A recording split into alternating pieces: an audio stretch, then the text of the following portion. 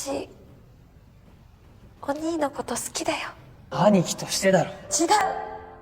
え？大好き。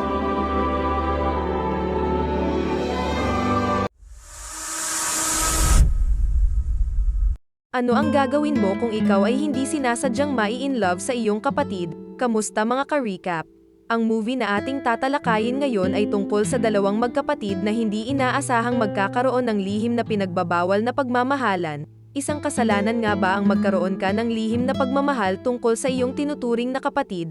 Handa ka ba na hamakin ang lahat at sundin ang iyong lihim na nararamdaman upang makamit mo lang ang tao na imposible naman na mapa sa'yo?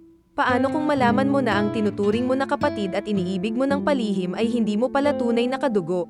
Handa ka pa ba na aminin sa kanya ang tunay mong nararamdaman or mananahimik ka na lang at pananatilihin ang dati niyong magandang samahan? Halina at ating alamin sa video na ito na kung hanggang saan nga ba aabot ang kakaibang storya ng magkapatid at pagmamahalan na itinuturing na isang malaking kasalanan. So without further ado, let's go to the video.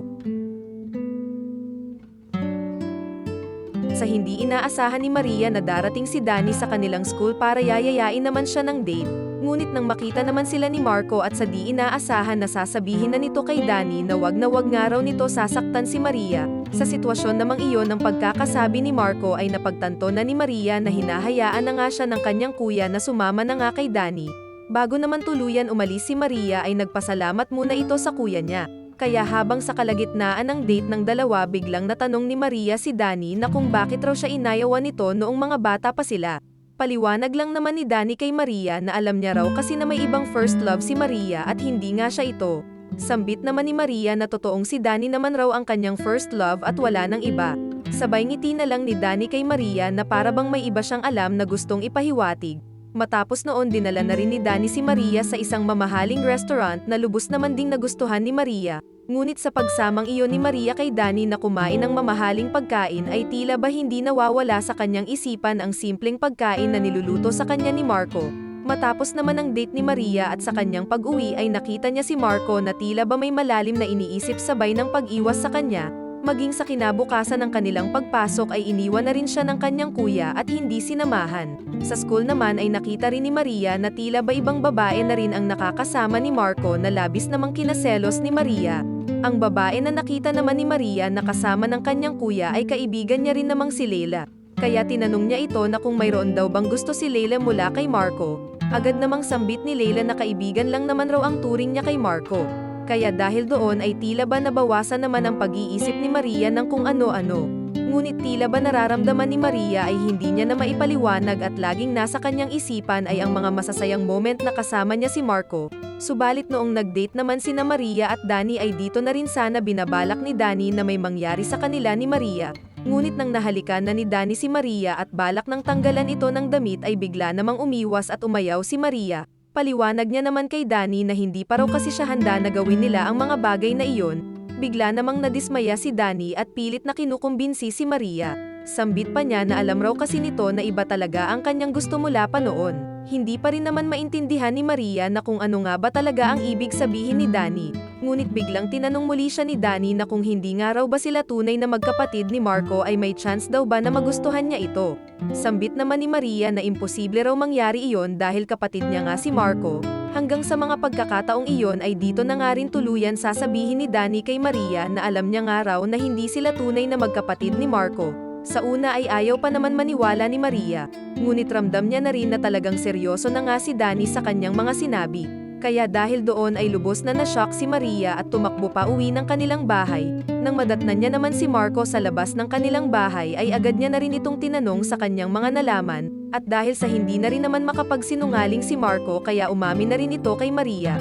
Sambit niya kay Maria na kailan niya lang rin namang nalaman ang buong katotohanan mula sa kanyang ama. Kaya sa mga nalamang iyon ni Maria ay lubos itong nasaktan. Sambit naman sa kanya ni Marco na kahit hindi nga raw siya tunay na kapatid nito ay hindi naman magbabago ang lahat. Kaya dahil doon ay laking pasalamat naman ni Maria kay Marco na tanggap pa rin siya nga nito kahit hindi siya tunay na kapatid. Makalipas naman ang ilang araw at ang practice teacher naman ni Maria na may gusto sa kanya ay tapos na sa kanyang pagtuturo bilang guro nito. Sinasabihan niya rin si Maria na pwede na raw silang magmahalan dahil hindi naman na raw siya teacher nito. Napagtanto naman ni Maria na tama nga ang mga sinabi sa kanya ng teacher nito, kaya bigla itong tumakbo paalis na tila ba na may nais na puntahan. Nang makita naman ni Maria ang kanyang kaibigan ay agad niyang ginamit ang bike nito upang patungo sa isang lugar kung saan naroon si Danny.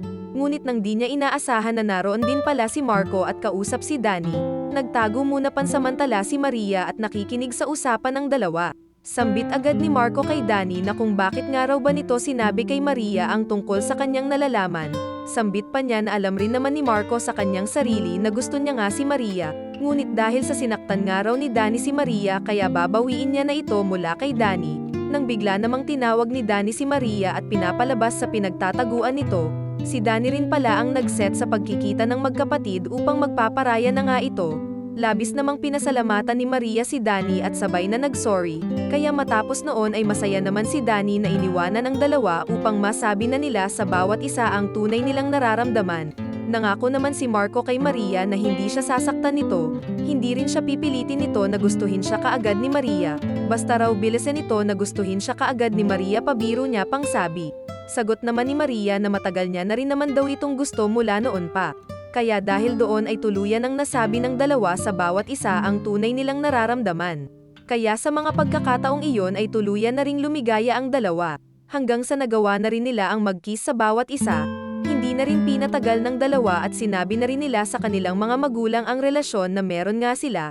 Agad namang pumayag ang mother ni Marco sa dahilan na hindi niya rin naman talaga tunay na kapatid si Maria, habang ang ama naman nila ay tila natulala na lang at walang masabi. Kaya sa wakas ay tuluyan na ngang nagmahalan ang dalawa nang walang iniisip ng kahit na anumang pangamba. At muli salamat sa inyong panonood hanggang dulo mga ka-recap. Huwag nyo sana kalimutan na suportahan ang ating munting channel. Naway mag-iwan na rin sana kayo ng like sa video at mag-subscribe upang palagi kayong updated sa mga susunod pa nating upload. Hanggang sa muli mga ka-recap. Adios amigos!